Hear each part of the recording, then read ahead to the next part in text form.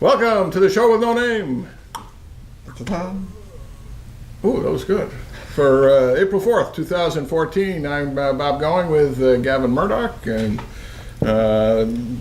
Jim is among the unseen at the moment, but if he walks in, he's on the show. If not, he's got to do his own show, I guess. Right.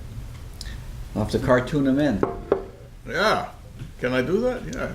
I just bring, when Mary comes down, I'll ever bring the other mug. Okay, we'll just hold the mug here. Yeah. Anyway,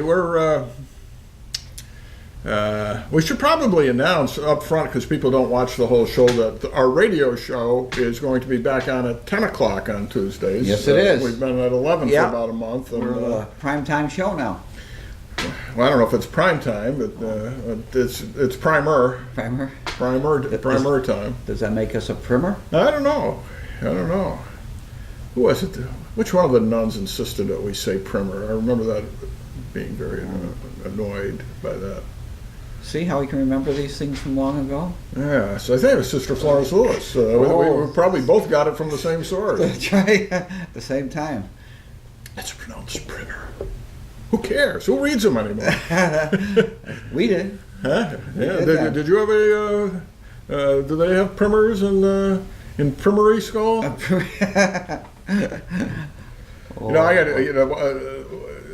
You're the education expert. I'm starting to collect these crazy things that go on in schools. You need a bigger house here and do that. Yeah, I know. Well, there were a couple of them in the last week. One was a kindergartner was suspended someplace for pointing his finger and pretending it was a gun. Suspended. I mean, they kicked him out of school for a couple of weeks, I guess. And they confiscated his gun. And they confiscated it. I'm sorry, it's the rule. Had to save it for proof. Oh. What's for lunch today? Chicken fingers. Do you think we've gone too far, Bob? With I'm thinking zero tolerance. Yeah, I think zero brains is what some of it is, and that one, I can sort of understand at one level. I mean, it's stupid, but but the one that really threw me, and actually there were a couple of them, but the first one was this preteen girl shaved her head in solidarity with her friend who had cancer. One of her girlfriends had cancer and had gone bald, and so she shaved her head, and they kicked her out of school because distraction. It was a distraction. They have a policy that they can't have shaved heads. I don't know. Who knows what the policy was, but they probably made up the policy on the spot, and they strictly enforced it. I'm sorry, we understand the reason you do this, but. Well, I wonder how long they were going to keep her out of school for, until her hair grew back? Well, they were, I guess they were reviewing their policy after they got ridiculed all over the country. And this is during St. Baldrick's week, on top of everything else. It's like when everybody in the country is doing it, and it's like they never heard of this or something. I don't know. It just boggles the mind. Somebody said every other kid in the class ought to shave their head and show up the next day. See what they're gonna do. Then we'll see where the revolution takes you. I mean, where are their brains? They have none. This is our policy. We have to. I want to see a policy that excludes baldness. Oh my God. I mean, what would cause them to impose such a policy on an elementary school to begin with? Where do you think of that? That's usually, policies are developed for, because reaction to something that happened, Well, I mean, Tim Blanchfield shaved his head to be noticed in high school, and the administration did exactly the right thing. They ignored him. Right? But I can almost hear Father Anselm. You want to make an ass of yourself? Make an ass out of yourself. However, doesn't bother me. They did not ignore us, those who chose to grow their hair long. Oh. If you remember. Well, I don't, because the long hair thing came just as I left. Yeah. Yeah, well, we couldn't, and we had to ensure our sideburns were not too long either, because we got spoken to a couple of times because we neglected to keep our sideburns short enough. So there's an incongruity there, right? Yeah. Too short's okay, but too long isn't. I mean, you talk It about all depends on the era, Yeah, what the fat is, the era. You had to keep your hair off your ear too. the ear. Yeah. Yeah. So that was then. And I think a lot of The length of the girls' skirts, they would roll them up at the waist as soon as they got past the whoever. Right. Depends whose leg it was on, though, whether you wanted them short or not. Neither here nor there, but I'm just saying there's always a bit of revolution. Yeah, going on. there's always people kind of tweaking the. Yeah, how far can we go? This far or no farther? That's right. What's going to happen next year? You'll be showing your knee, for God's sake. You can play pitch for nickels and dimes, but don't have any quarters on the table. Right, exactly. Because once the quarters comes on, Father Gustus wants to want in. You're gonna play for that nickel dime stuff, but he'll play for quarters. The school's cut. Jeepers. Anyway. and that wasn't a big deal. Just definitely our senior year, we did sit in study hall at lunchtime, play pitch for money, and I know when I started working at the high school, there was a big to-do about kids having these gambling games. For a while, last year I was teaching there was a traveling crap game that was going on in the school.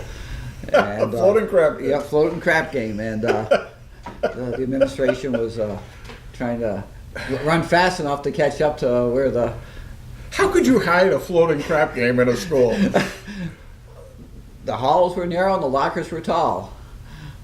So I remember it was the year before I went into administration. That was the thing. Someone fade me. And that's when you were principal, or no? Before I became principal. Before I became principal. That's right. When I became principal, they always knew the crap game was in my office, where it was. I can remember when I was teaching, there was a young man with whom we had gone to school with. His father was the policy boy. He always had the betting sheets for football every week, and his father was a fine young man when he was in high school as well. But that was Amsterdam.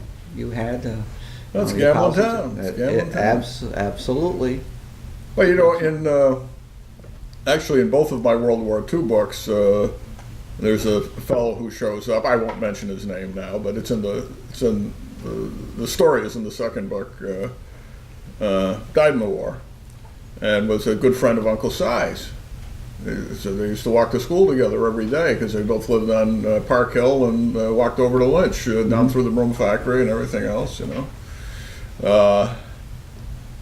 And I said, I got his yearbook picture here, Uncle Si, and it says his nickname was Bookie. Why was that? And he just laughed at it. He says, because he was booking numbers all day in school. That was his job.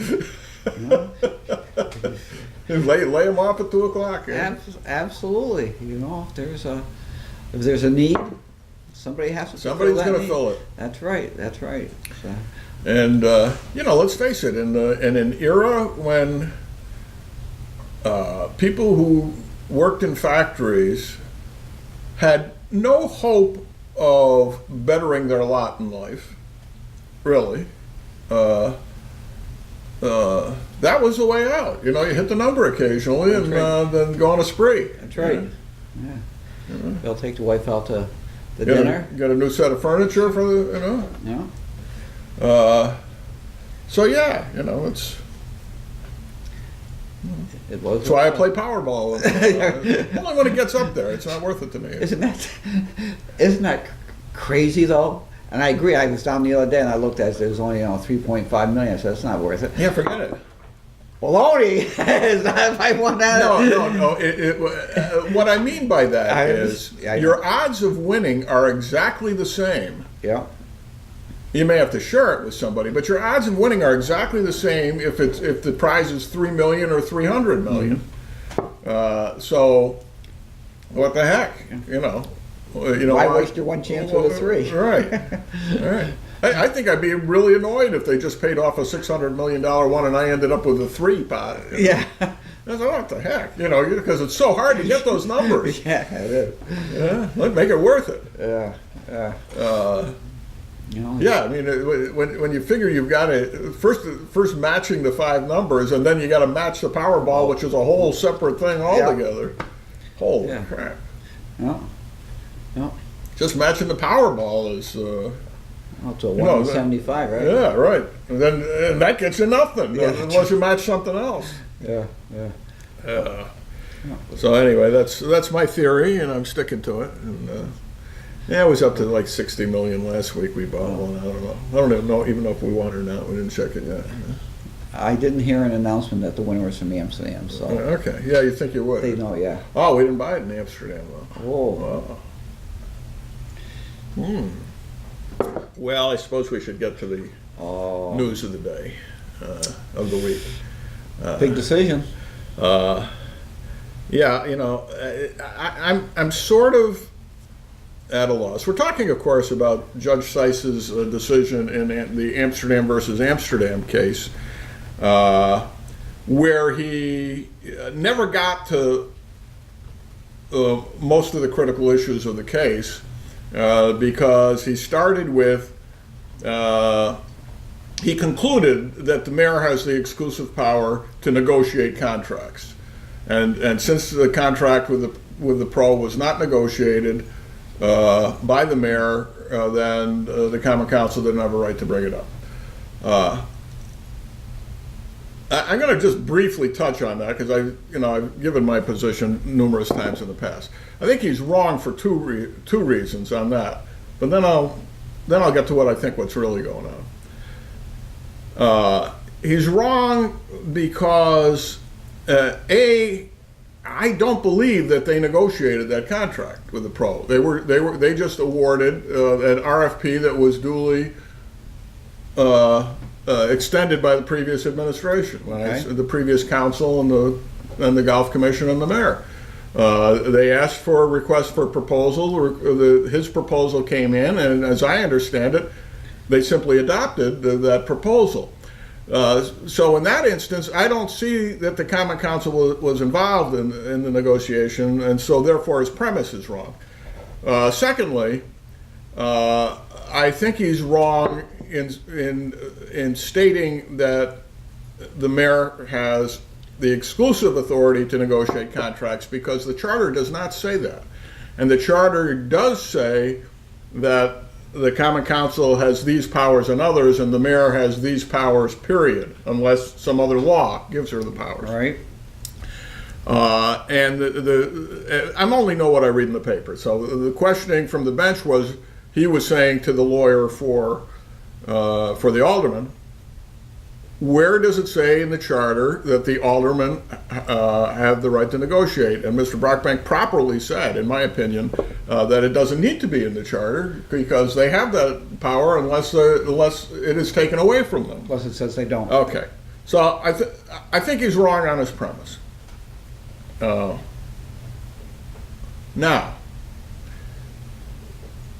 there comes some other colloquy that's going on, where supposedly the judge says that the mayor has a duty to negotiate in good faith, and blah blah blah, and says some nice things about the pro and all that stuff. Judge Joe Seiss is really very good on the bench in dealing with litigants. He's not only an exceptionally fair judge, he really is, but he's sensitive to the tensions of the case and how this, everybody gets worked up over a court case, and everybody here is trying to do the right thing, and so he tries to calm the situation. All right, I don't know what goes on in the conferences in these cases unless I'm in on them. And I wasn't. And I'm not really speculating here. I'm sort of speculating to myself, but I just want to tell you the way it used to be in the olden days when Malcolm Tomlinson was on the bench. He was a surrogate judge, but he often sat in the Supreme Court and family court and other cases, heard other cases. And Malcolm would get the lawyers in, just the lawyers, and have them fill him in on what their positions are with respect to the case. And he would question, well, what about this? What about that? Da-da-da-da-da-da-da-da. Okay, all right. So he hears the whole argument in chambers. And then he says, now we're going to go outside. We're going to go back in the courtroom in front of your clients. And the first thing I'm going to do is tell each of your clients what a great job their lawyers did for you. Right? Everybody, this is what my decision is going to be. And you, sir, you're going to get up and you're going to say da-da-da-da-da, and you're going to say da-da-da-da-da, and he's going to counter with da-da-da-da, da-da-da, then I'm going to say da-da-da, and here's my decision, blah, blah, blah, blah. So you kind of had to script it out a little bit. Very much so, now, it probably goes against every rule in the book that they have now. You know, often when I would read complaints about judges, I could hear Malcolm's voice in the background as I'm reading the transcripts. But he had a way of achieving justice and doing it in a way that people didn't walk out of there feeling offended. Okay. All right, so I preface these remarks with that Seiss has the same quality with respect to the appearances in front of the clients. Mm-hmm. I mean, completely different personality. I mean, you couldn't duplicate Malcolm Tomlinson in a million years, but in my mind, he was a great judge. So now I'm thinking, if Malcolm Tomlinson was a judge on this case, he would have had the lawyers in there and said, you know, your clients have backed themselves into a real pickle here. You know, they've made this an all or nothing, you know, somebody's going to lose face no matter what happens here, and then the argument will go on, and it will lead to other things, and you guys really need to get off this subject, and do it in a way that is good for everybody. So I'm wondering, and we'll know in a few days, I think, I'm wondering if there really was a compromise reached whereby Joe Morendo ends up being the pro, at least for this season. Well, the way it read in the paper, they kind of gave you that opinion that they should go back and negotiate with Joe and get this thing settled. Well, I'm also, you know, privy to some things that were said on Facebook by some of the principals.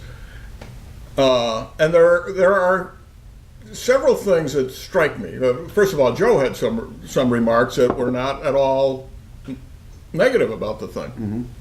or you know, didn't sound depressed by the results. The mayor did not take a huge victory lap over this. Sure, her comment was, and I think a fair one under the circumstances, because you know. You know the tendency has got to be, you know, throw yourself a parade, right? Was that she was happy that the judge reasserted that the charter calls for a strong mayor form of government, blah blah blah. And I thought that was a very reserved remark under the circumstances, and just right actually. You know, it was appropriate. Yeah, it was appropriate, and it didn't shoot from the hip, and it wasn't. You know, looking for additional confrontation.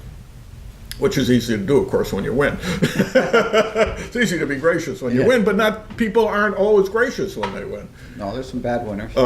So I think she handled that just right. Now, if it ends up that she's asserted her authority over this issue and now shows her willingness to work together to solve the problem, and they come up with a solution that they're all happy with, that's ideal.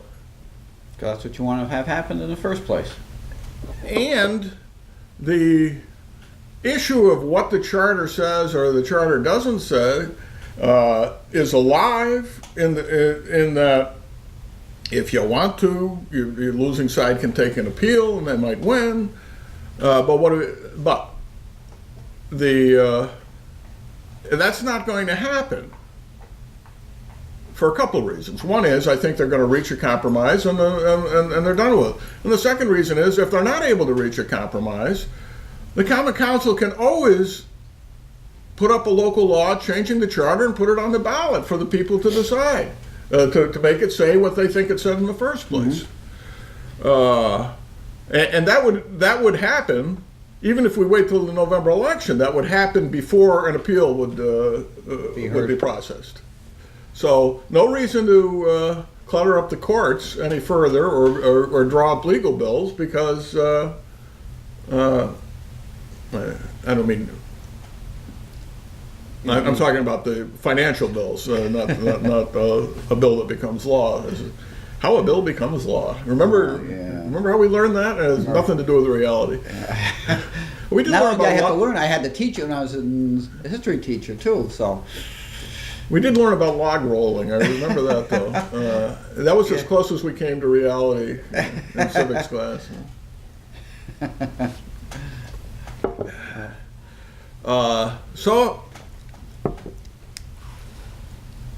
So there's an immediate problem. Obviously, the golf course needs to open in about a week. Probably, the only snow is in the sand traps, from what I observed, in the woods. Although it's very, very muddy at this point. So we'll know when we see what happens here. If everybody's happy, the issues. I suspect the issue will not come up again. Not even. In a charter change situation. So. Now, because of course, I've been, needless to say, if we start with the whole premise of this discussion, I have been wrong before. Because of the issue that he decided upon, he didn't, I don't think, went all the way into some of the other peripheries that were part of the discussion. The most important of which is whether or not, after the mayor's veto, can the veto be overridden by another vote of the council and have that action either go into law or be a requirement. That's the part that I thought was the easiest to decide, but they never got to it. Right. And of course, if he had gotten past that first issue, did the Common Council have the right to approve this contract in the first place? If he had gotten past that, I don't see how she could possibly win, because there was no ambiguity past that point other than the really weak argument that public contracts means something other than what it says. Very weak argument. But we'll see. We'll never know. We'll probably never know. Everybody kept saying that this is the first time that the charter has been interpreted. That is really not true, I don't think. Interpreted or challenged? Well, it wasn't really challenged. They said it was always a matter of interpretation, the issue here. Well, I suppose there was a certain challenge. Is this provision even a law or isn't it? Mm-hmm.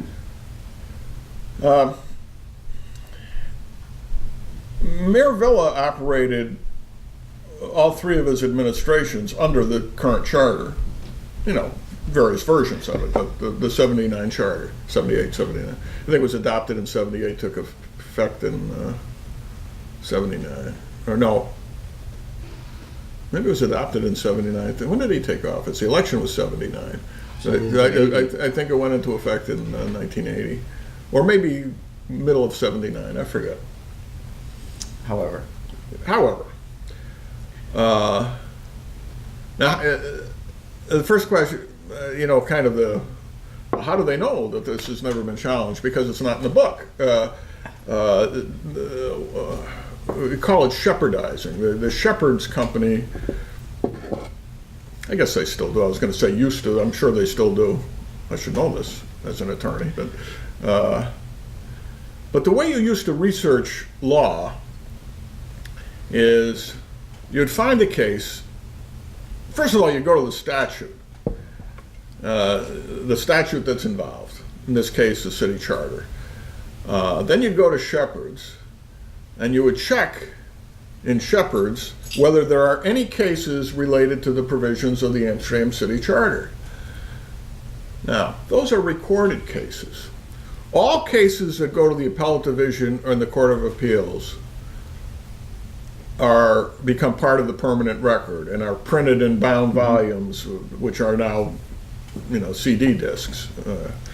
A whole wall full of these, when they first came out, were reduced to 2 CDs.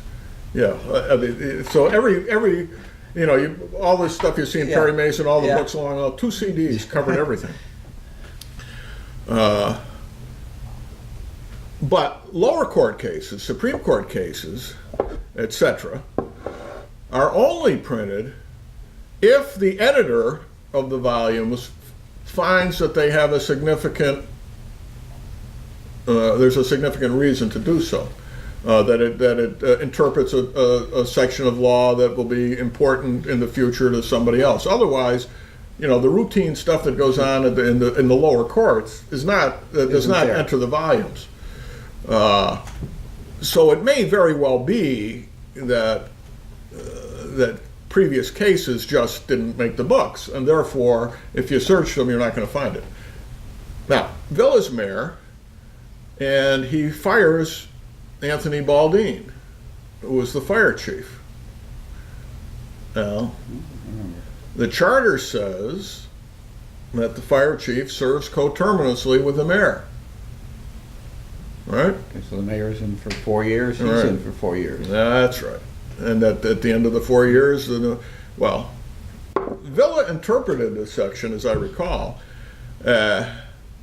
as not providing a tenure to the fire chief, but rather that he interpreted it as being a power that the mayor has to replace the fire chief when he takes office. But no matter who's in there, right? Now, that was clearly a wrong interpretation, and he fired Baldine 4 times.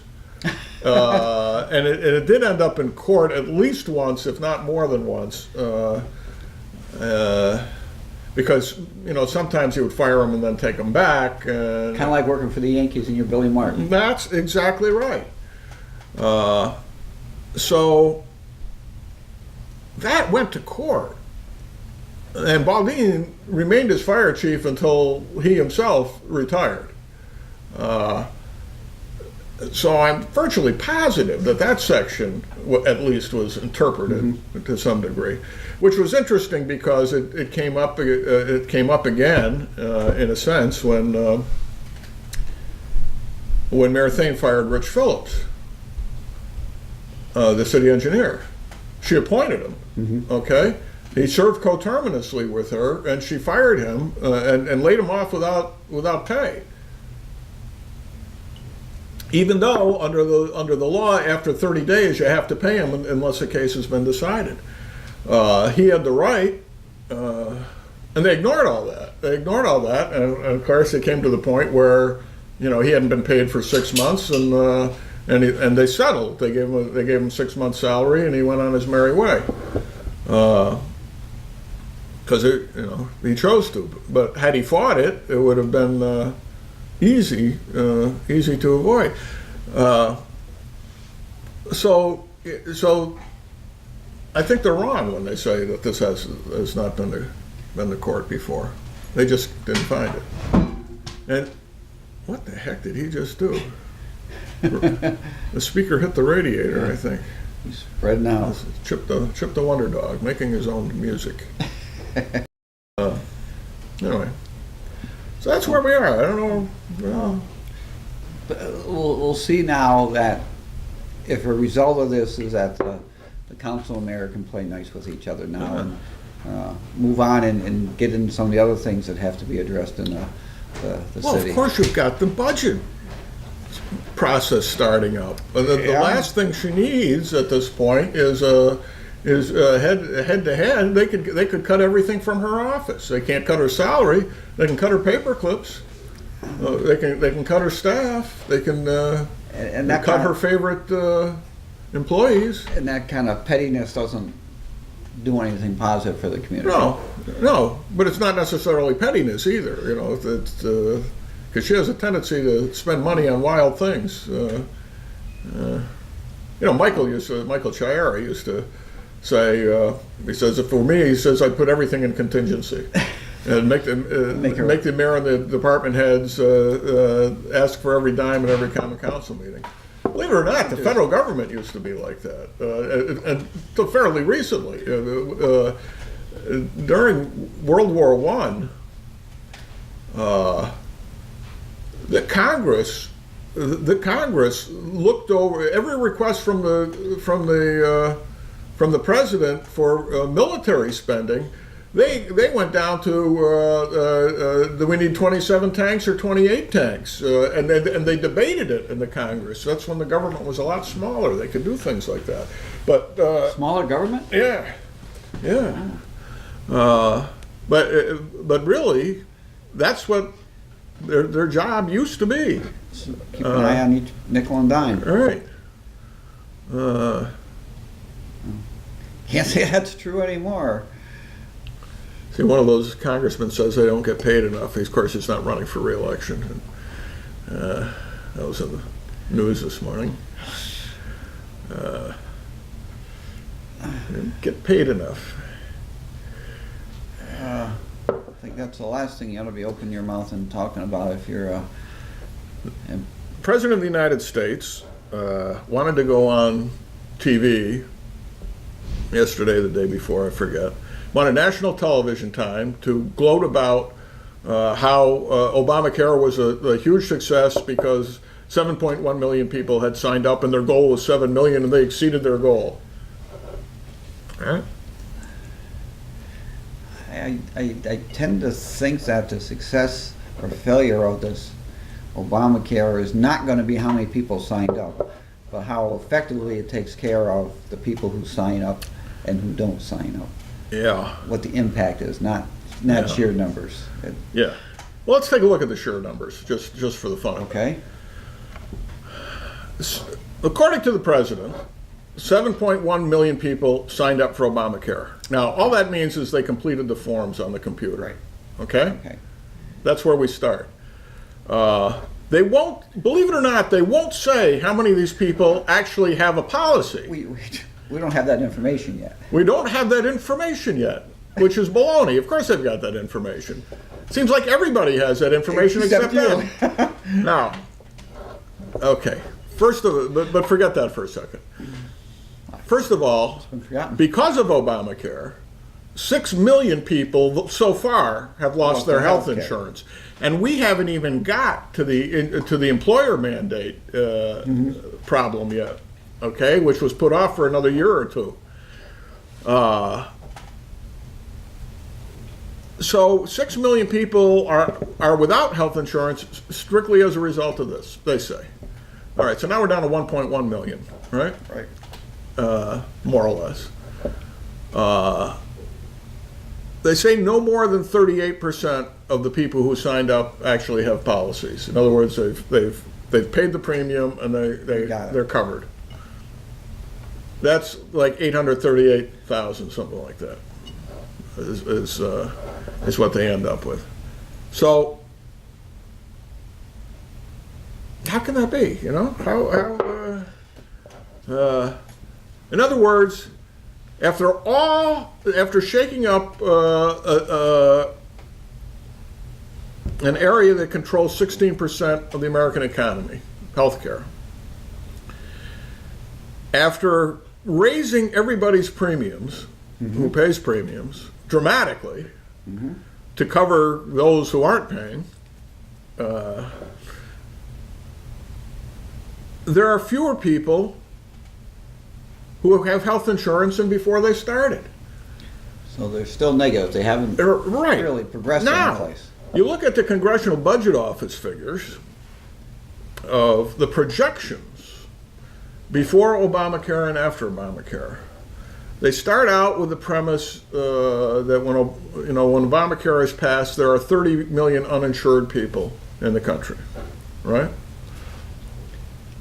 And their projections going into like 2025 are that by 2025, under Obamacare,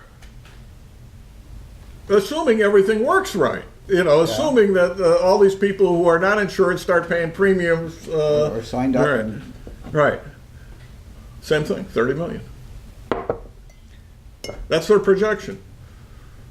Then we really haven't progressed. No, what you've done is you've bankrupted the company, forced employers to cut back full-time positions to part-time, so they because they can't afford to pay for the health care for these people.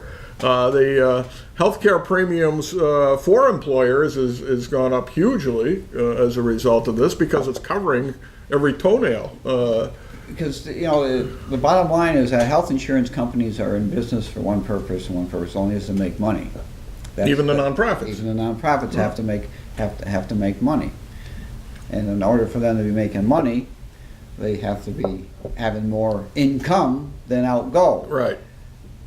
And since there's a lot of people doing the outgo part, you need to come up with some place for the income. Well, I forget who the guy was, but the supposed godfather of the whole Obamacare thing admits that his goal was to go to a single-payer system. And in order to do that, you have to run the insurance companies out of business first. And they're not going to stay in business with this kind of nonsense going on. The money's going to go somewhere else. And one of the things that the insurance companies are trying to fight is the fact that they can't offer policies across state lines. Right. Which is like the easiest thing in the world to take care of. Because what does that do? That increases competition, which increases the ability to provide a better product for people who are going to take your product. Exactly. No, we don't want competition. And of course, I don't know, that obviously the big insurance companies are very happy with that system, because they've got a finite level of competition. You start opening it up to 50 states, it's like remember what was I watching? I was I've been watching these old Alfred Hitchcocks from 55, 56. On Netflix. Most of which I never saw because they were, we were little. Yeah. And it was probably on ABC or something, which we couldn't even get. And they're talking about somebody's putting in a long-distance phone call. It's like from New York to California, and what it's costing. Well, what if I call after 6 o'clock? And I'm thinking back, that's not that long ago. I mean, I remember being in high school and making long-distance calls, but I'd wait till 8 o'clock to do it. You lower the rates. Right? Yeah. And the cost was substantial. Now, I'm talking to my daughter in India for half an hour, and it cost me nothing. Yeah.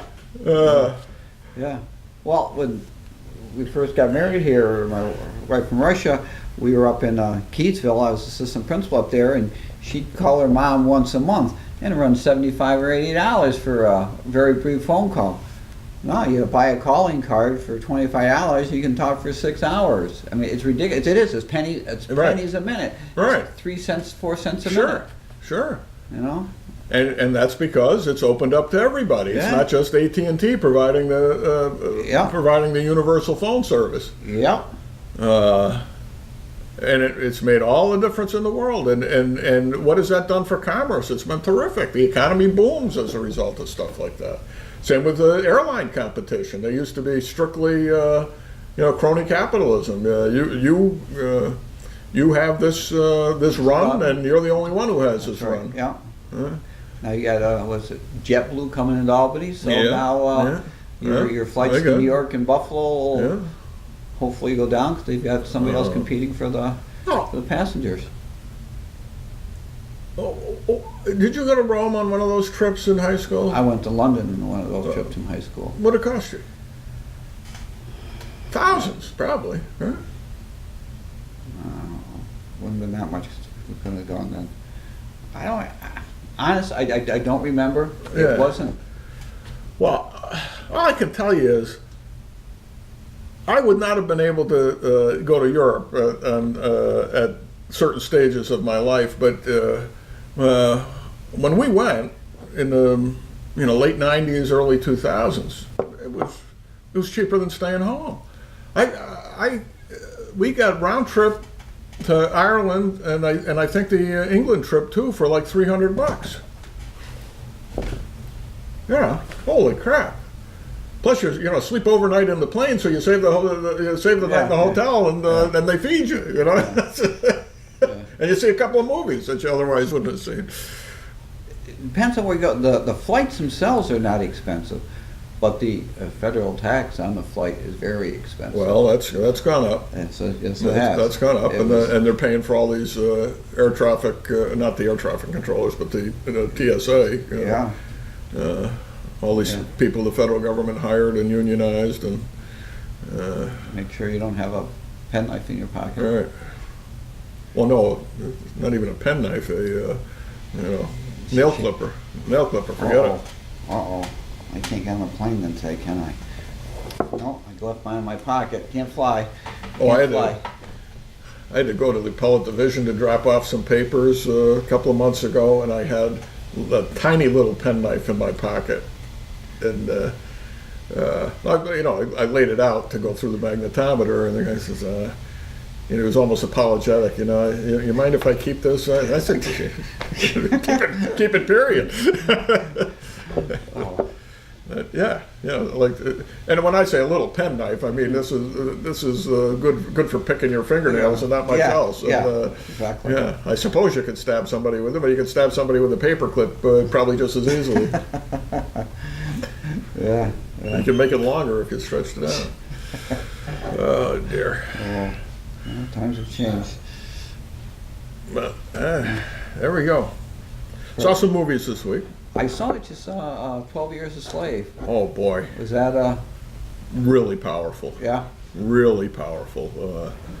Would you say it's Citizen Kane? It's one of the greatest movies ever made. Maybe not, but because the plot is what it is. Yeah. But that's enough. I mean, it's just. Well, I mean, it's not like you can't foresee everything that's going to happen in this, but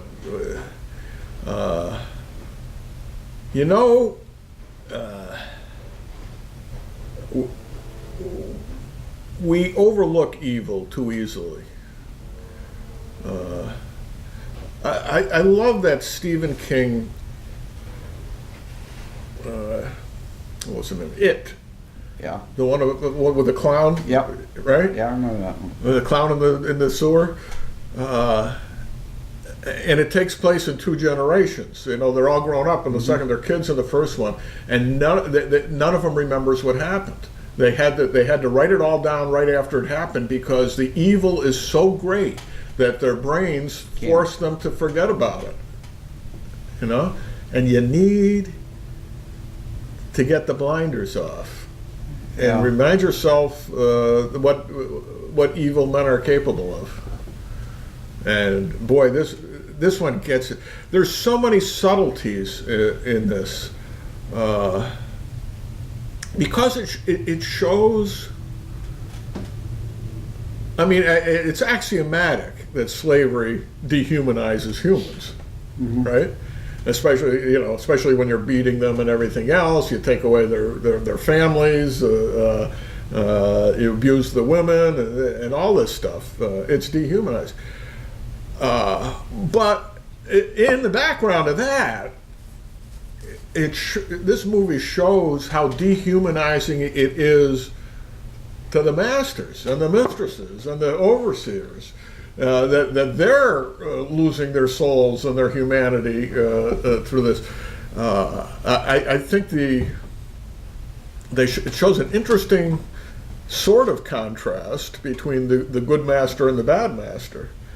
The good master appreciates the guy, slaps him on the back, and tells him what a good job he's doing, treats him well, tries to keep a family together when the woman is being separated from her children, and is unable to do it. So, he's got some humanity left.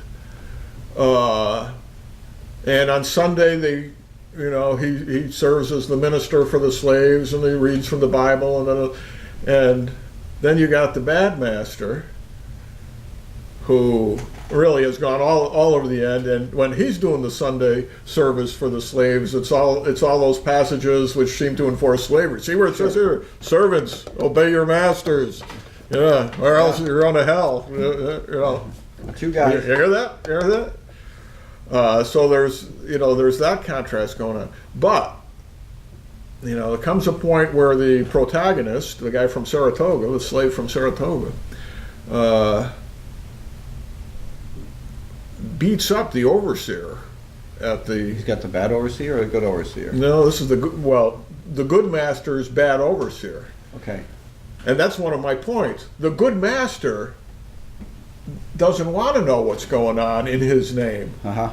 All right?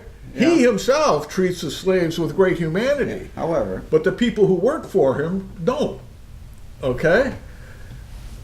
So he's got enough humanity left that he makes sure that the Saratoga slave doesn't get killed, isn't lynched as a result of his beating up the overseer. But he quickly sells him to the bad guy because nobody else will take you, he says. He says, you can't stay here, they're going to come and kill you. He says, send you over here. Oh my God. Powerful movie. Oh, really, really, really good. And there's there are minor technical flaws with it, but it rises above that. The performances are great, and it forces you. It's an R-rated movie for good reason. I mean, there's violence in there, and they don't hold it back. And there's, the slaves being forced to strip down, and they just show it. And believe me, it is not titillating. It is just, it's just part of the horror. And the men and women together, they force them to clean up, but like animals. Ain't nothing nice about it. Even when they're being nice, it's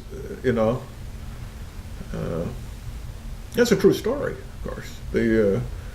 One of the two guys that tricked them into going to Washington and then got them drunk and sold them into slavery was from Broad Albin. Really? Yeah. I didn't know that. Yeah. And he was like a middle, to the extent they had middle class, he was like middle class citizen in Saratoga. It's something of an engineer. He had worked on the Champlain Canal and things like that, and so when he's down working for the good master, he says to the bad overseer, you could save a lot of transportation costs if we open up this channel over here and it can't be done. Well, I say, well, what do you know? You're just a dumb nigga, And that word gets used a lot, by the way. I'm quoting. And then he shows, then the master overhears this as well. What's your qualification for this? Well, I worked on the Champlain Canal. We had a similar problem like this. We did this is what we did. Da da da da. And then he fixes the whole thing and proves it can be done. And he's a great guy. And But still a slave. And he's still a slave, and the overseer hates him for it. So. But they said that he was one of only a small handful of free blacks that were forced into slavery that were able to come back, to get out. The law was clear, but who are you going to tell it to? Right. The good master doesn't want to hear about it. Right. He says, I was born a free man. Don't tell me about it. He says, don't tell me about it. He says, I got a mortgage on you, and that's and that's that's the way it's got to be. Wow. And it really takes the better part of the 12 years for him to finally find somebody that he can trust to bring his story out. Wow. Turns out to be Brad Pitt, who's quite good in this movie. Yeah. Yeah. And he's not playing a pretty boy. He's just playing guy from Canada of all places. Yeah. Yeah. Anyway, as I said on my Facebook review, that when Reagan's boys turned 12, he made them watch the Nazi death camp movies that he took with him when he had been in the Army Film Office during the war. I assume he paid for them. I don't know, but that was there's a point. You have to be reminded of these things, or you're going to forget about it. Yeah, and I think that's one of the problems we have here in the States, is that we're, for the most part, so far removed from the depredation that exists in other parts of the world, and the horrific lives that people live on a day-to-day basis. And in America say, well, we're poor. That's a relative term. You go someplace else and you can see what poor people are. Right. You can say tonight, geez, I'm hungry. Well, that means you want to have something to eat. There are people who literally are hungry. Yeah. All right, they're starving. We're not starving. We just want to put something else in our stomachs. There's places that starvation is the norm for vast numbers of people. Sure. in many parts of the world. And we just, we see things on TV and you don't have that impact. I was talking to Reverend McCurd the other day, and he was talking. He has a parish down in Westina, down in Pattersonville, and he was talking about how hard it was for the people because of the flood. And I got to thinking, every day on TV we see these weather events and how bad they are. 3,000 people killed. Yeah. Okay. Well, he's got natural housing. But when we actually saw it here in the valley, what the power of nature, the power of flood can do, and the havoc it can do, and the amount of time it takes to get back to some level of normalcy, we don't experience that often enough here to have an appreciation for what so many people in the rest of the world go through on a daily basis, and that's all they'll ever know. And who's going to live in the floodplain? The poorest people, because the people who can afford to be farther away are going to be farther away. Yeah. We have it here so good that we see, but we don't feel what other places do. We're one of the few unique places in the world that are like this. And we have such a stable government here over such a wide range of territory. We may despise our government, we may fight about every little last thing, but there are no walls around our cities, and there are no walls around our states, and there's frankly isn't even a border to speak of between here and Canada. Yeah. And so we have no concept of what it must be like to live in the Middle East, where pick a country, and you're liable to have some ragtag or official troops marching through your town tomorrow and shooting up people and taking your women. not in any way to diminish what happened at 9/11, but there's places that happens every day. Right. Every day, that sort of event is happening where people who have nothing to do with anything are wiped from the face of the earth because of things that are going on Right. in their country or between countries. We don't have that. You know, you got the civil war going on in Syria. You got one going on in Algeria. You've really kind of got one still going on in Egypt, one way or another. The two various the two various Palestinian factions separately attacking Israel, and plus you got the those guys up in the Bekaa Valley that are allied with the Iranians. You know, Lebanon hasn't had a stable situation in decades. I forget it's a country even.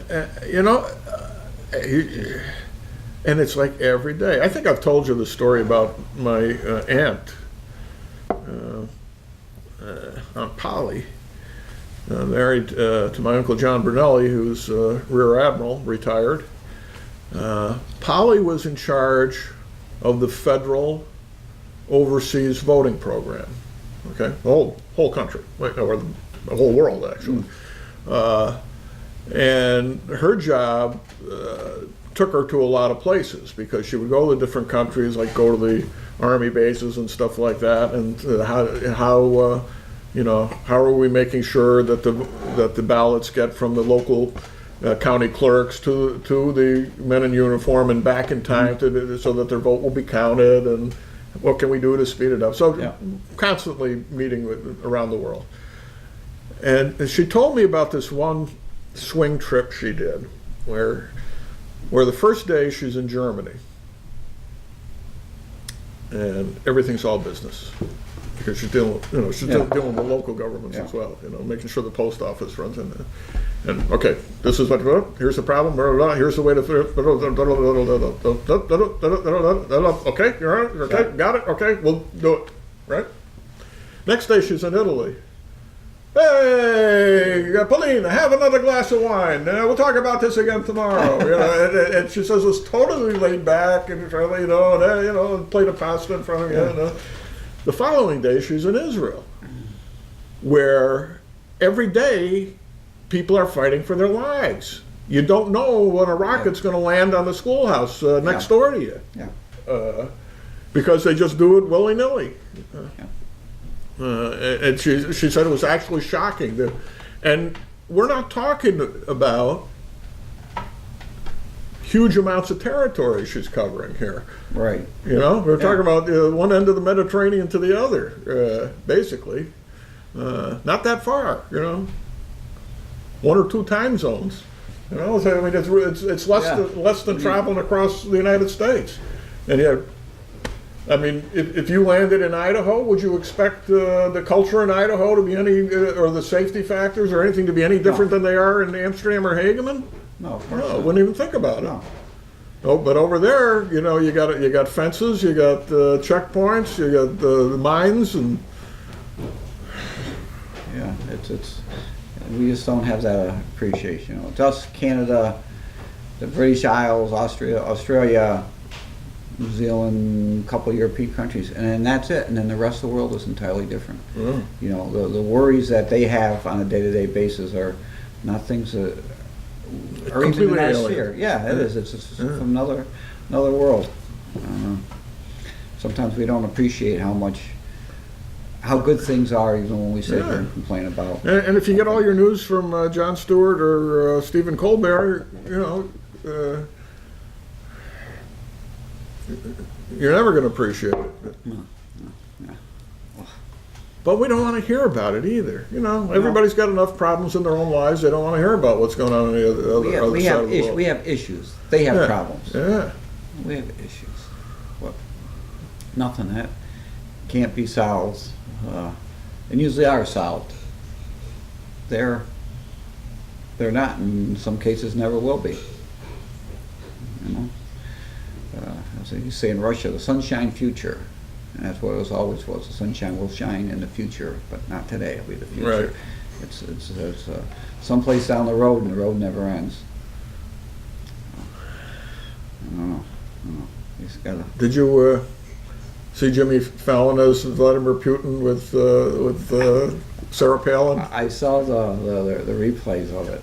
It's just, where do you find such men, Bob? Where do you find such men? I got to tell you, Fallon is one talented guy, and he's got such an easy way about it. Oh yeah, it's not. Grew up in Socrates. It's not like it's script. It's like it's almost non-scripted. Right, right. It's just so. Yeah, it's so natural. Yeah. Of course, he's a friend of my brother's. Now, is he the one that went to St. Rose? Yeah. Yeah. My brother was playing Dr. Trash at Fenway Park in 2004. Recurring character who would show up to clean up the ballpark in the middle of the fifth inning or something like that. It's before Take Me Out to the Ball Game. It might have been the middle of the sixth inning, I forget. Environmental superhero. And so Fallon writes about, or not writes about him, but they interviewed him for one of the Boston Sunday magazines about how he liked being in Boston when he was filming Fever Pitch, which was that summer. And have you met any interesting people? He says, yeah, there's this dude who dresses up as a superhero, and I asked him for his number in case I get in any trouble, and blah blah blah. And it was quite funny. My brother had only talked to him in character. Speaking of characters, good morning, Mrs. Going. Hi, Dow. Hey, careful! You don't know how wide angle this lens is. You might be in the picture. Okay.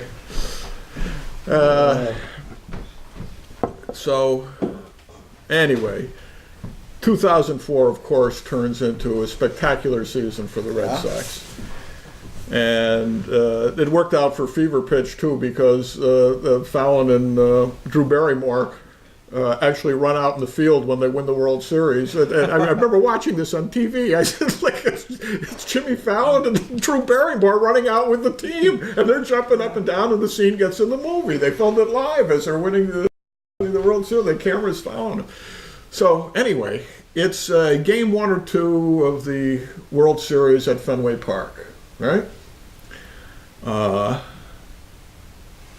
And it's game 2.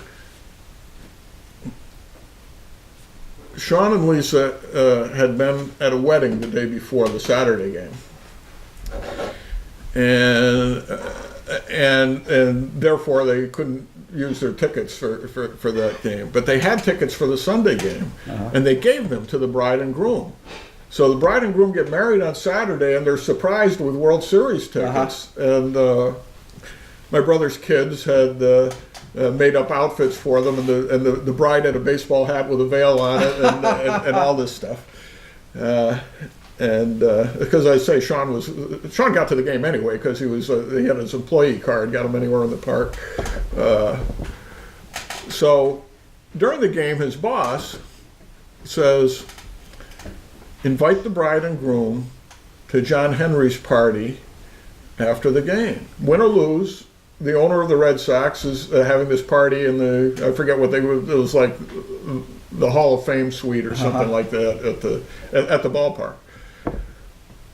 So he brings them. And Jimmy Fallon is there too, and he comes in and he sees the bride and he goes over and he hugs her. Oh, congratulations! The bride and groom. Let me have my picture taken. And he turns to Sean and says, "Who are you?" And Sean says, "I'm Dr. Trash." Dr. Trash! Ah! And so for the rest of the night, Jimmy Fallon and my brother are slugging down beers at John Henry's party, and it's not costing me either of them a dime. So that's his Jimmy Fallon story. Oh, Great guy. Great. That was a great movie too. So anyway, yesterday, the day before, Sean looks up his old boss. It's now 10 years. Right? It's 10 years since the 2004 season. Yeah, it is. He digs up this picture of him as Dr. Trash that I posted on Facebook yesterday. With the green monster in the background, and he's about to enter with his trash bag. You can see his minions around him, and they all have these black trash bags. and he sent a copy of the picture to his former boss just to remind her of the great fun they had that year. And he ended up with 2 comp tickets for opening day and the ring ceremony today. Really? Yeah. Oh, that's great. He will now have been to every ring ceremony in the history of the Boston Red Sox. 3. This is the 3rd. 2004, 2007, and, yeah, you're right. 2013. Yeah. Yeah. So he'll probably be. And he was contemplating going in uniform. Oh, Dr. Trash? Yeah. I told him he should. So. There won't be any players on that team who will remember that, though. Well, Ortiz knows him. Was he? And there are other people who will be there, like Jim Rice. He used to bump into him all the time. He says, "How you doing, Jim Ed? How you, Dr. Trash?" See, there's a little controversy about Big Papi's selfie with the president. Yeah, that falls into kind of a gray area. Now, it happens, as I understand it, I was kind of reading more about it this morning, that Big Papi actually has a contract with Samsung that made his, I assume it's a smartphone, right? Yeah. That he used for the selfie. And then, of course... That's what you throw out here, toss it in front of us. Yeah.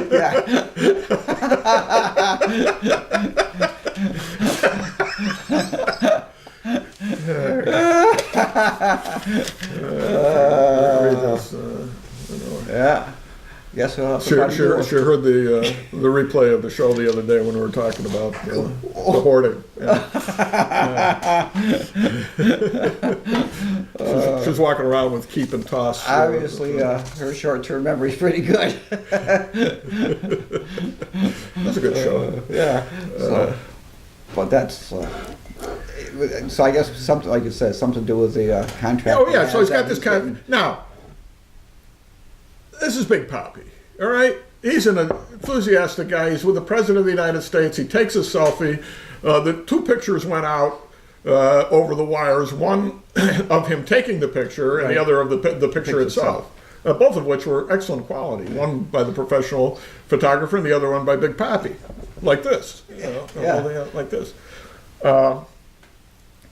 Samsung gets all excited when they see it, and because he tweets it. Big Papi's a big tweeter. Yeah. And he tweets it to his people. Samsung picks it up because they follow him. And they retweet it to their 5.1 million followers. Okay? Which is probably everybody who has a phone. Yeah. Right? And I assume it's, look at the great quality of it. I don't know what they said, but they so now the president's all upset, or his people are all upset because they're using the president's image for commercial purposes. And I think they're right, but I'm not sure that was intentional. It may have been intentional on Samsung's part. I really doubt it was. They said, "Hey, Big Papi, we'll give you an extra $50,000 if you'll take a picture of the president." Maybe they did. Well, good for him if they did. So now, of course, the controversy makes it go around even more. Oh yeah, right. Any publicity is good publicity. Yeah, absolutely. Yeah. Stuff like that, absolutely. Yeah. Absolutely. So Samsung will apologize, and then they'll send it, we get another 5 million people watching it. Now, the other little rub that came out of the trip down to the White House was with, no, not Euclid. Who's the other guy? He wore the American flag jacket. Yes, and it was one of the guys with a beard. And Johnny Gomes, I think it was. Was it Gomes? I think so. I thought it was Joe Ross at first. No, it wasn't Ross. So I think it was Johnny Gomes. Yeah. And some people took a little umbrage with the fact that the flag was being utilized as a piece of apparel. Yeah, there are fine lines there. I've been criticized for wearing the flag tie from time to time. But it's not meant as disrespect, and it's not a flag. It's it resembles a piece of the flag. You didn't take the flag and certainly Johnny Gomes' intent was to be patriotic. Yeah. It's not like sewing the American flag to the bottom of your pants. Yes. Right? Yes. Yeah. Or 6 o'clock, as they call it in the military. I got your 6. I thought your 6 was your back. Huh? I thought your 6 was your back. I got your ass is what it is. is Yeah, it? Oh. yeah. I got your ass covered. Okay. Okay. Yeah. That's my understanding. Anyway. Okay. I wasn't in the military, but Neither was I. yeah. Matter of fact, I never even saw that phrase till recently. Yeah, they had their commercial about for the Veterans Association. They were doing something for the vets, and they said, "We got your Yeah. 6." Yeah. Oh. Yeah, pointing straight down. This is my understanding. Okay. Yeah. Could be wrong. And if somebody has the right answer, you want to give us a call at BR549 and let us know. We'll be glad to put it on the air. VI 549. That's Victor for you. You're all good. I think somebody came in and brought me a Walter Going insurance calendar one day. Telephone number 20. Not Victor 20. No, 20. just 20. That was pre-alphabet days. Actually, the Victor stuff didn't come until like the late 50s, I don't think. I know we got a phone. Ours was VI2 7809. Still remember it. And we were a party line because we used to have to pay attention when the neighbor across the street was on the phone. You know, I was watching one of those Alfred Hitchcocks, and who remembers party lines? I do. We had one when we lived in Westmere, but that went out the window when we got the 7-digit numbers. But I think Amsterdam had the 7-digit numbers first and still had party lines. Yeah. Anyway, the guy breaks into the house, terrorizes the house. Actually, it was John Cassavetes. Yeah. Great performance. Oh my God. It was 1955. He was just a kid. As were we. And what's your party line ring? A long, 2 shorts, and a long. Okay. And so the phone rings, a long, 2 shorts, and a long, and he makes her answer the phone, and he's listening. Tell her this, tell her that, da da da da da da. And it turns out that's how they knew that he was hiding out in her house, because she was deaf. And he didn't know it, and there's really no hint of it, because she's reading his lips through the whole thing. It's not until the thing is over, it's like having to watch The Sixth Sense all over again. You know, wait a minute, what happened there? Oh. Yeah.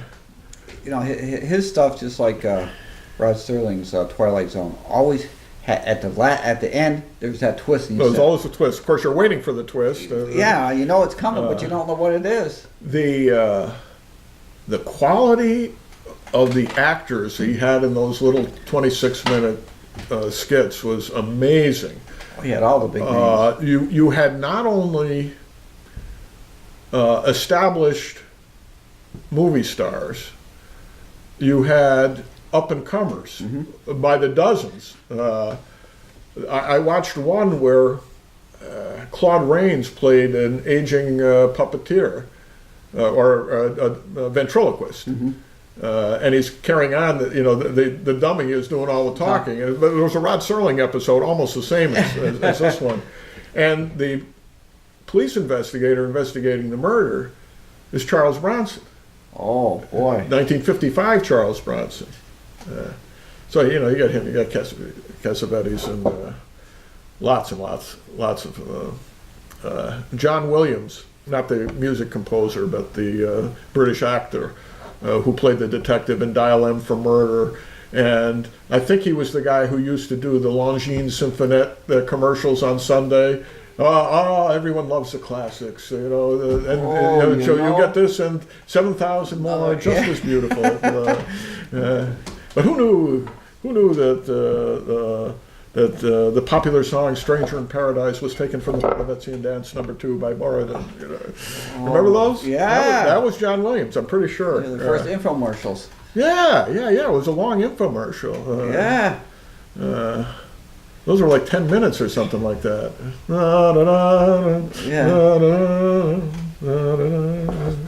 Might have been Time Life. It might not have been Longines Symphonette. I forget. It hardly matters. It's the music that matters. That's right. Bavarian Dance No. 2. Taco Bell Cannonball. Yeah. Wow. And every once in a while, Hitchcock would direct one himself as well. Not very often. Usually the ones with, if you see one with John Williams in it, they were almost always directed by Hitchcock. And they would have some of his British cast of characters in them, too. A couple of Ray Bradburys were in there. Yeah. Yeah. Quality programming. You know, And it didn't matter how old you were, you saw it because that's the only thing that was on. Do you know how many episodes they were doing a year? Oh, I see. There's 52 weeks. That'd be 32. 39. 39. 38 or 39 before they went into summer reruns. Yeah. So they're churning these full-length stories with different casts every week. Yeah. And now 12 episodes. Right. And then we skip 6 of them, and then we rerun the first couple, and then we do it. Yeah. Oh yeah. Marina said that last night. We were watching. She watches Suits. On there. Yeah. I can't get into that. She likes that one. And I said, only 4 more. Wait a minute. We've only seen 4. I mean, to see the series finale. Holy cow! I mean, they're so short. It's terrible. Yeah. Terrible. And then you got reruns, and you got this and that, and 9 months later it comes back on. And every once in a while he'd feature his daughter in one of them. Pat Hitchcock would be playing either a major or minor part. She was a pretty good actress. I mean, she was in Psycho, and a few others. Psycho. The Hollywood studios didn't want him to do it. They wouldn't finance it or something. They didn't like that. And he made that with his TV company because they knew how to get things filmed quickly, and get the most out of these situations. And you see little pieces, 50, Psycho was what, 61? There's little pieces of stuff that got used later floating around in all these old episodes. And, the way the cameras move, and there was one where the light's going back and forth. I said, where have I seen that before?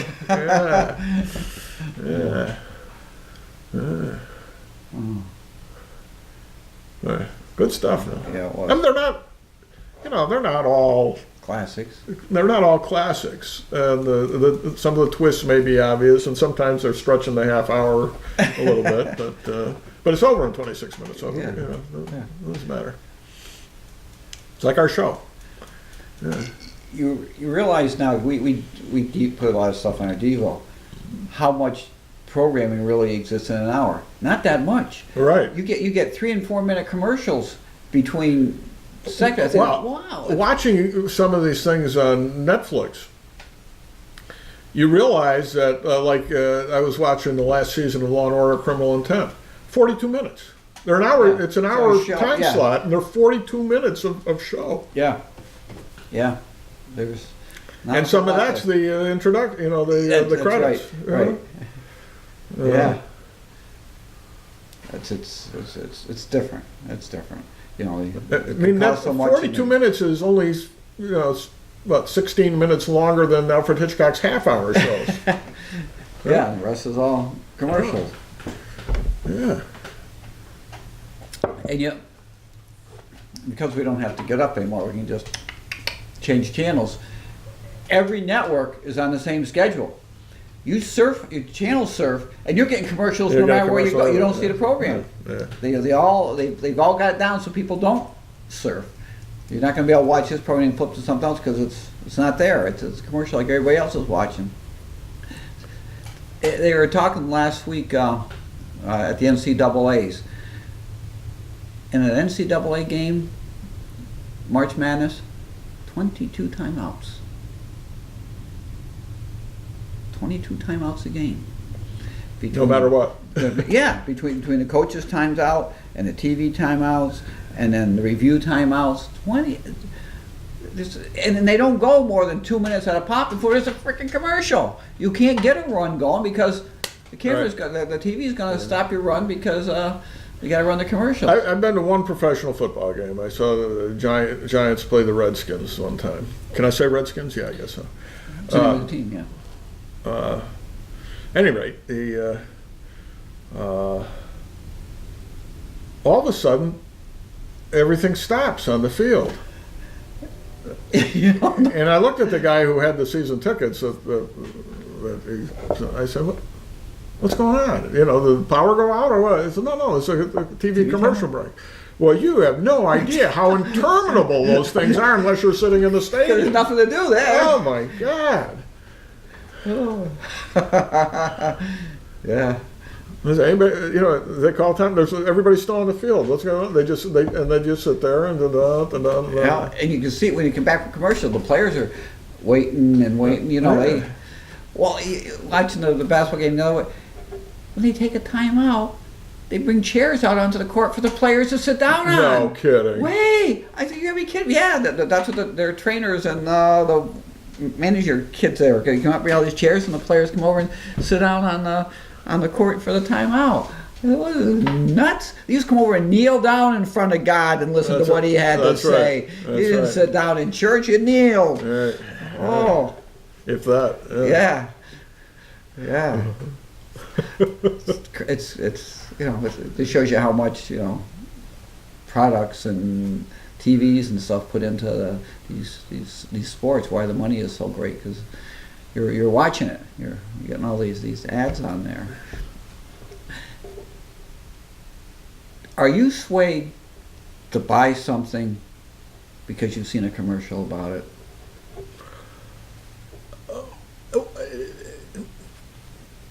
I think to a certain extent, yes, only because you may not know the product exists unless there's a commercial, but not because somebody climbs up a mountain and pops out of an ice cooler someplace. You know, that does nothing for me. But you know, I think to a certain extent they're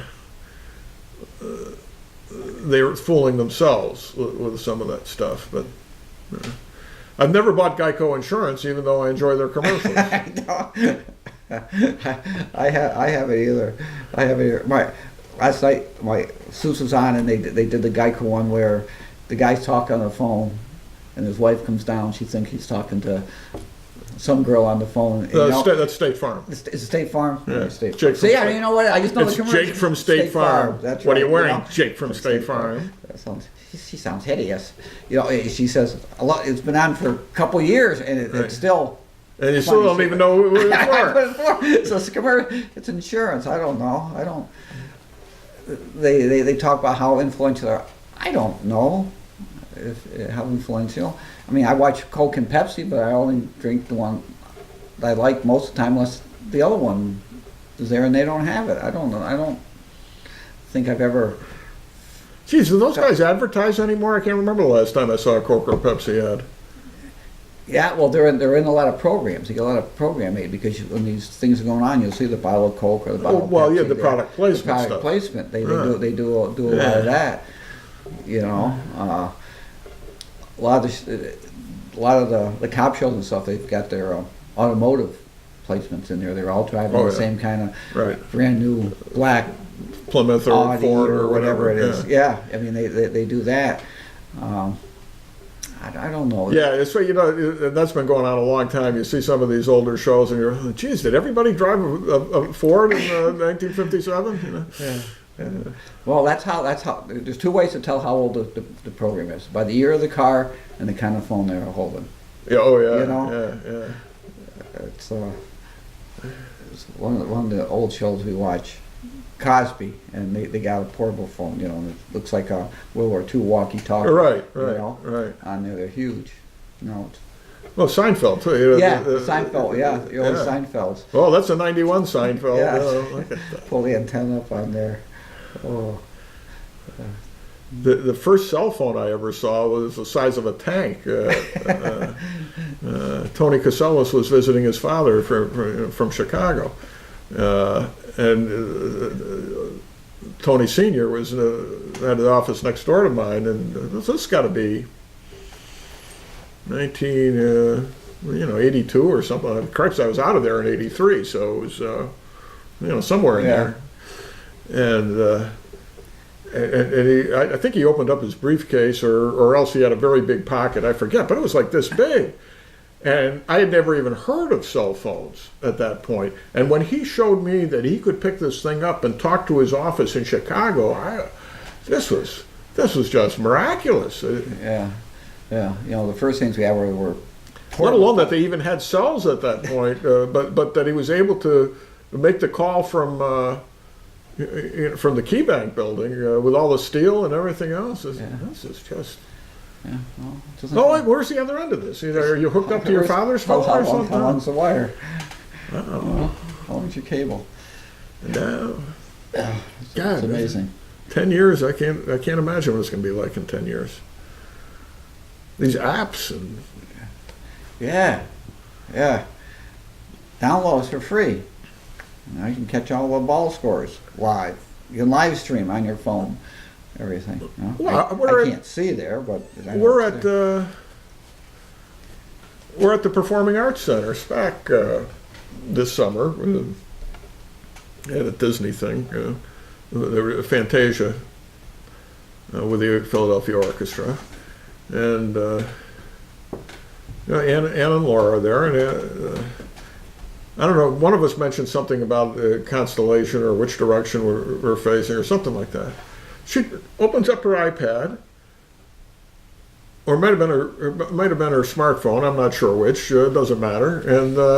And up comes the constellations you're looking at. I mean, it's not.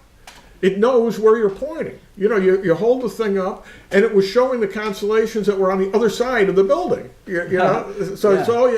I said that must be the Big Dipper, because I don't see the North Star, and she puts them. There's the North Star over there behind the building, and it goes around, and it'll draw the lines for you. And I said, "What does that cost?" I said, "Nothing. Just download it." I was talking to my daughter Carrie on the phone last week, and it's right after Maria had talked to her mom, and her mom was asking about Misha and everything, and I said, we were talking to her, and she wants to know how big Misha is, and Marina couldn't explain to her because she couldn't remember the conversion. 71 inches, how many centimeters that is? Carrie said, "Well, just a second." And while she's talking to me, she's punching on her phone. It's 180.41. Well, how do you? She's nice. Oh, okay. So I told Marina, so next time you talk to him, he's Is he really 71 inches already? Yeah. No kidding. Yeah, he's just wow. tad under 6 foot right now. Yeah, he's. Wow, he really has been shooting up. Yeah. He's probably taller than me now. I used to be 71 and a half. I don't think I am anymore. Taller than I am. Wow. Yeah, time's fun. We're having flies. Now, on the 5th, I won't be at the Tuesday show on the 15th. We're going to be down in Kentucky to see my grandkids. We're going down for that break, so I won't be here that week. So he's probably you're waiting for me. I won't be there. I'll be there this week, but I won't be there the week after. Wow. Yeah, going down for the week down to Kentucky to see him. I saw Carrie's. They have bourbon down there, don't they? Yeah, they do. Kentucky bourbon. Mm-hmm. Yeah. Do you know the county that they make Jim Beam in is a dry county? No, I did not know that. No, Jack Daniels. The one they make Jack Daniels in is a dry county. Well, that's Tennessee liquor, isn't it? Well, they make that because there was a big controversy about that. I thought it was Tennessee. No, whichever one it is, where it is, it's a dry county, whatever it is. Can you imagine that? You can make it, but you can't drink it. Yeah. They still have those. They still have dry counties. Yeah. Well, I know when we were in school, a couple of my friends went to school in Indiana, and you couldn't buy real beer. You could only buy near beer, 3-2 beer there until you were 21, which is kind of like an O'Doul's, I guess. You couldn't have that. Well, a little stronger than O'Doul's. When I was in Wisconsin, in Superior, Wisconsin, the bars, you could have beer in or you could have liquor in. But not both. And not both. No chasers. So you'd have bars that would have a big room, and on one side was this and one side was that, and you had to be on the right side to order what you wanted. So you better hope your girlfriend likes beer if you don't want to drink hard liquor and be on the other side with her. Or as people fought for the middle of the bar. Yeah, yeah, I ran around. Just the strange laws that we have, interesting laws that we have in this country. that resulted from the repeal of prohibition, because the repeal amendment didn't, as I recall, didn't just repeal. What was it? The 18th Amendment was the Prohibition Amendment.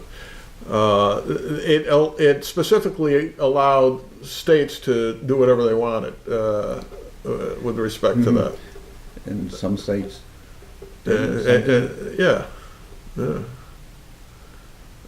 And there are no dry states today. No, there's some dry counties. Yeah. Well, the things you learn on the show with no name. It's always an education. It is. It is. Entertaining. Speaking of entertainment, if you watch the show and it's put up before tonight, the Scotia Glenville Pipe Band has their annual spring concert tonight at Scotia High School. So conflicting with how to succeed in business without really trying. Yeah, and the Little Mermaid up in Purport Alban, and something in all of Mayfield, Purport Alban, Fond, and Amsterdam all have this placed this weekend. Oh wow! Can't get them all. You can't get them all. So we'll go back to the pipe. This won't be up before the pipe band. Yeah, So well, make sure you post it on Facebook. We have posted the flyer up there a couple of times. So if you're down in Schenectady and want to come over to Scotia, hear some great music, come on over. Have a good time will be had by all. And the Amsterdam High production is Friday and Saturday at 7:30, and I think Sunday at 2. Yep. Should be great. Great show. It will be great. I can remember when they made the movie out of that. It's a wonderful movie, and rarely seen. Rarely seen. It had Bobby Morse and Rudy Valley. Rudy Valley is terrific as the chairman of the board, and he had, his movie career is pretty slim. They bring him in to sing a song once in a while, but he's mature, and he's really past his prime as a band singer, way past his prime. But he's wonderful as the character. Good music. Yeah. Frank Lesser. He had 2-3 good sized hits. Guys and Dolls was the biggest. This was probably second. And then he did, what was the name of it? Had one great song in it, Standing on the Corner, Watching All the Girls Go By. Can't remember the name of it. It's part of my advanced senility. Could you? Standing on the corner, watching all the girls go by. Yep. So in Amsterdam, you spell do that. Now there are no corners. He'd stand in the middle of the street. Yeah. And there won't be anybody going by. Frank Lesser and his wife used to perform together.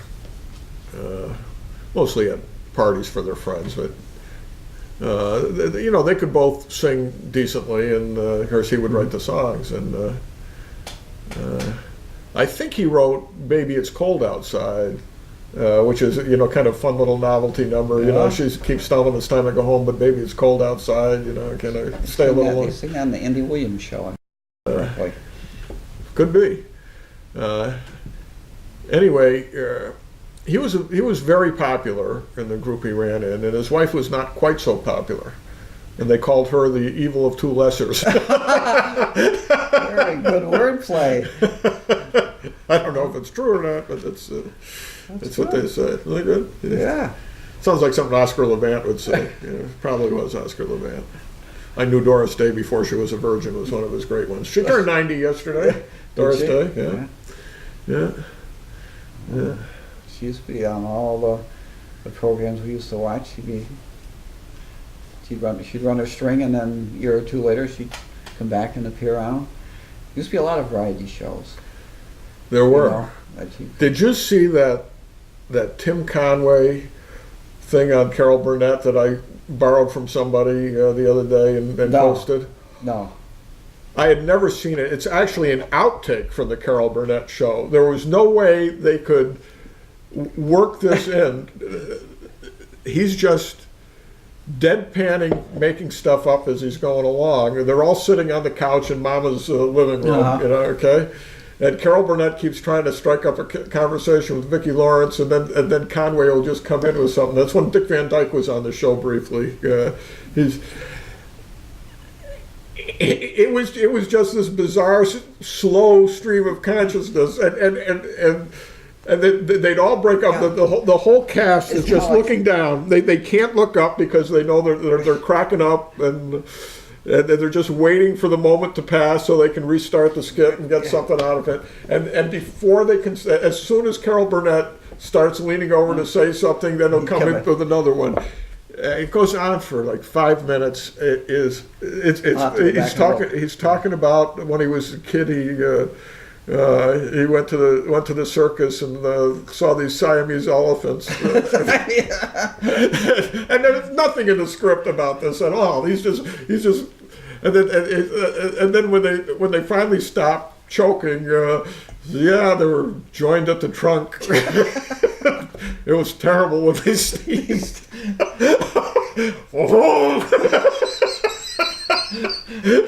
Nearly blew each other apart. Oh my God. But that show, that happened routinely. That the sketches would just blow up because they'd start laughing. His pregnant pauses he is one of the funniest guys in the world. My God. Oh. Yeah. And I found, after looking at that, I found a real good copy of the Nazi interrogation skit that he did, what I still think is the best thing they ever put on that show. Lyle Wagner plays an American flyer who's captured. Harvey Korman plays a Nazi officer, and Tim Conway's brought in to conduct the interrogation after he won't talk to Harvey Korman. Now, as I understand the setup, they didn't tell Lyle Wagner anything that was going to happen in the skit. He said, your job is just to sit there and react to what he's doing. If you want to say something once in a while, that's okay. Just so you can't make there are ways of making you talk, and Conway reaches into his Nazi jacket and comes out with a Hitler puppet. And then Hitler grabs a pencil and starts hitting him on the knuckles or on the nose. Hits him on the nose. And Wagner can't, who's usually pretty straight, cannot keep a straight face for this. And again, there's these long pauses, and he hits him on the nose again. And then he says, "Oh, won't talk, huh? We can make you talk." And he starts singing as Hitler, "I've been working on the railroad." And he gets through the whole verse. Then there's another long pause, and Wagner is just biting his lip. Someone's in the kitchen with dine. And again, a long pause after that. Fee, fi, fi, oh, geez. Milked it for every single... You know, it's wonderful having a live audience for those things, too. Yeah, they were done live. You can just play off it, but... They must have had to done like 4 hours every week just to get another, stuff they could use. Yeah, but they were. And imagine not just them. I mean, the variety shows in the 50s were done live, for crying out loud. But they would do these hour shows every week. They'd have these skits built into them, so they'd have to. First of all, they have to write the skits. They had like 1 day to rehearse them before before it was ready to do them. Just amazing. Just amazing. Yeah. There's only a handful of those Sid Caesars that are left. They just... Well, that's the great thing about YouTube. A lot of people have put these up there, and you can go back and you just You can waste a whole afternoon going Oh, through. you can through waste some of days. these guys. What Really they've done. amazing what's up there. Yeah. Amazing what's on Netflix. They have a strange combination of new and old. Yeah. Last night we needed a comedy after the 12 Years a Slave, so we started with Monty Python's Meaning of Life, which of course contains Rick Morrison's theme song. Yeah. Not that good. It was their last movie, and too much of it was just being offensive without being particularly funny. Unlike, I thought Life of Brian, which was offensive, was hilarious from beginning to end. I liked the Holy Grail. Well, the Holy Grail, of course, was the classic. Was the Black Knight. Turn me into a newt. You don't look much like a newt. A newt. Well, she changed me back. And you got to have a certain level of intelligence to understand The joke. It is. You do, because it's not. That's what's, yeah. Well, of course, the scene in Life of Brian that just had me on the floor. I mean, well, there were a couple of them, but when they're writing Romans go home in Latin, no, it's the imperative, not the nominative. The vocative. And go home. Home is what? Ablative? Not ablative! Accusative. And the accusative ending is domum. Oh, jeez. Oh. That's great stuff. Oh, my God. And really, if you've never been in Latin class, that thing is going to go straight over your head. Yeah. They were great. They were great. The Sermon on the Mount, the people in the back of it, they had to keep repeating what Jesus was. I can't hear him. What's he saying? He said, "Blessed are the cheesemakers." Blessed are the cheesemakers. Why should they be blessed? What's so great about cheesemakers? And then the Pharisee, the learned Pharisee, says, "Well, when he's speaking metaphorically. When he says cheesemakers, he isn't merely referring to cheesemakers. He's referring to all employees of the dairy industry." Oh.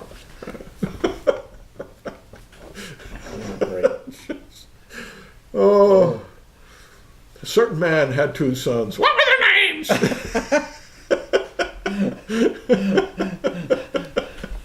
I don't know what their names was. What kind of a story is this? I don't even know their names. I'm not listening to him.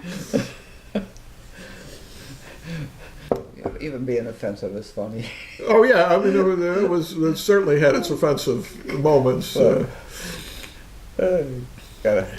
have a sense of humor. Yeah, but they're really brilliant stuff. Brilliant stuff. And this movie last night had some brilliant stuff in it, and the effects were terrific. But didn't measure up. But it certainly couldn't measure up to the.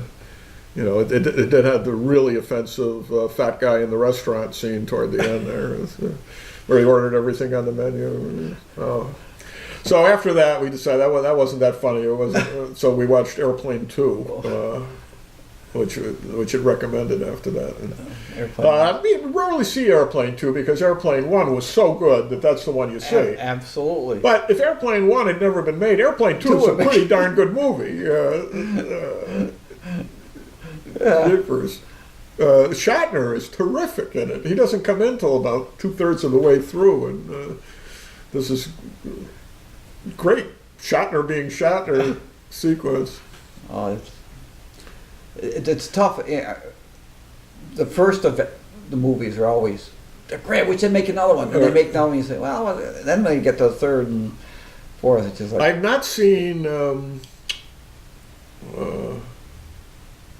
Hangover 3.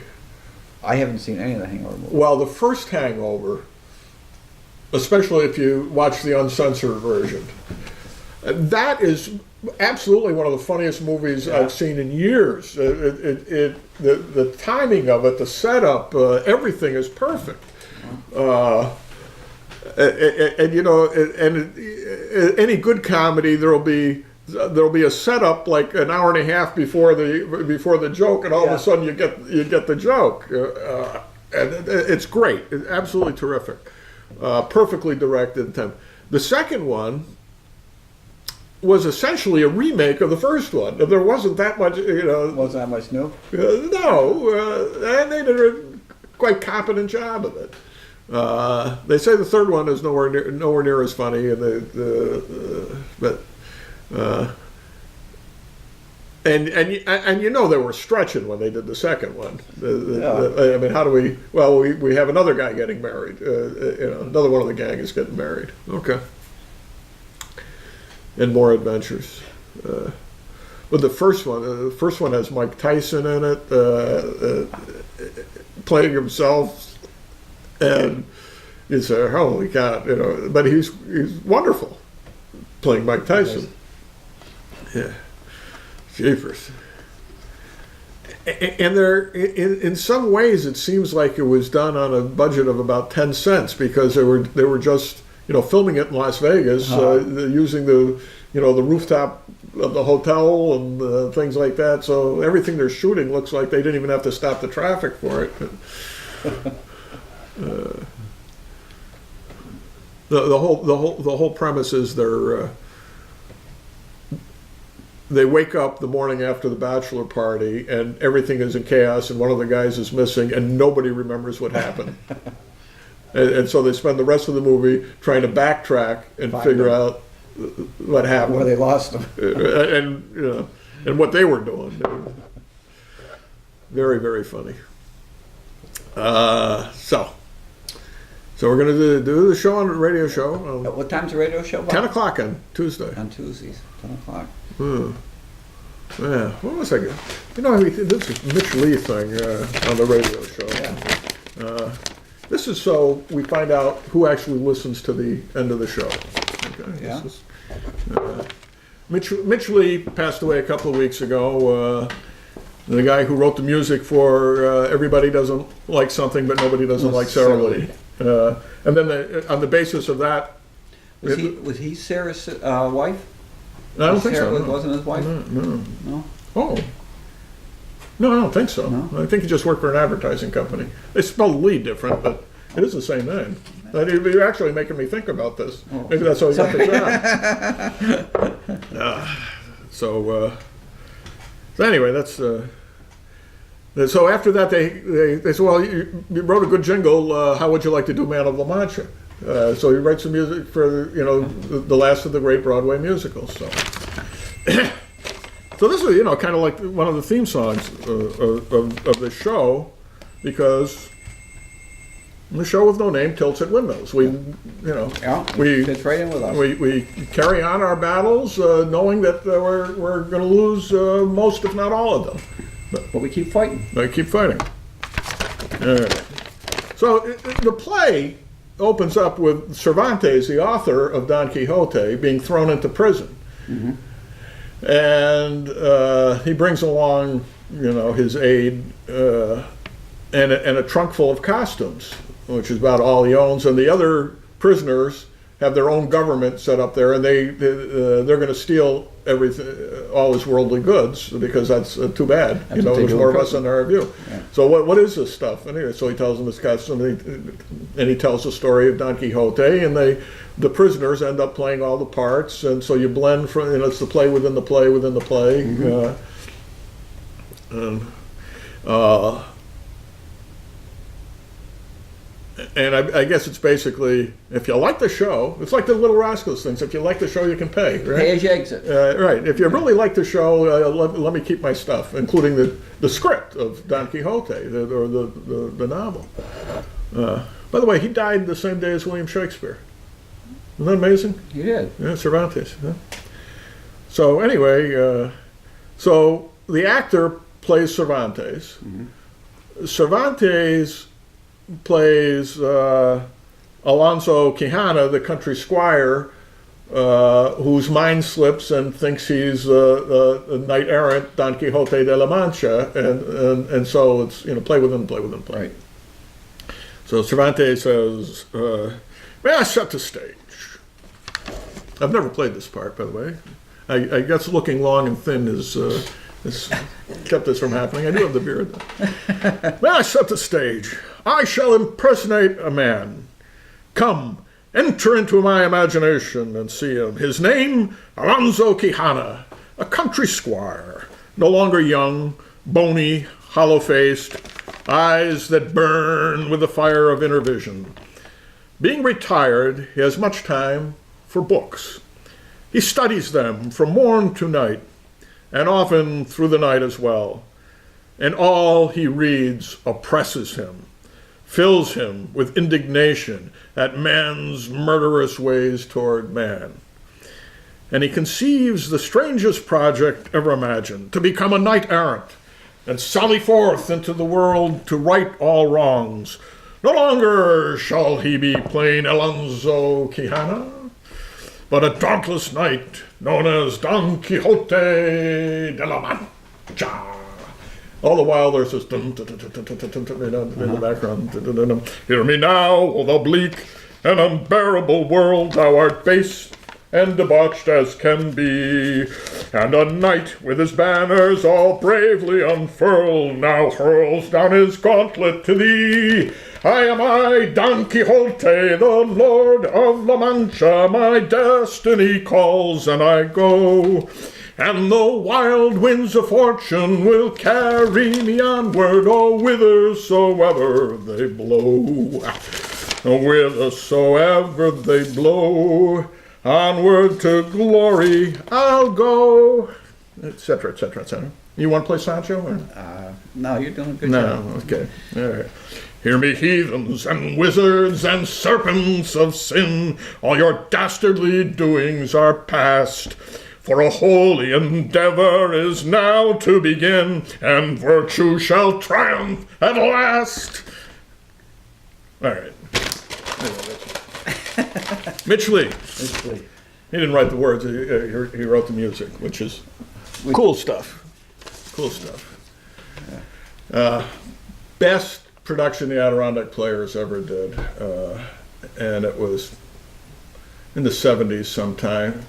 Only show Bert DeRose directed for the Adirondack Players. Really? Yeah. The cast was absolutely fantastic. John Noble played Don Quixote.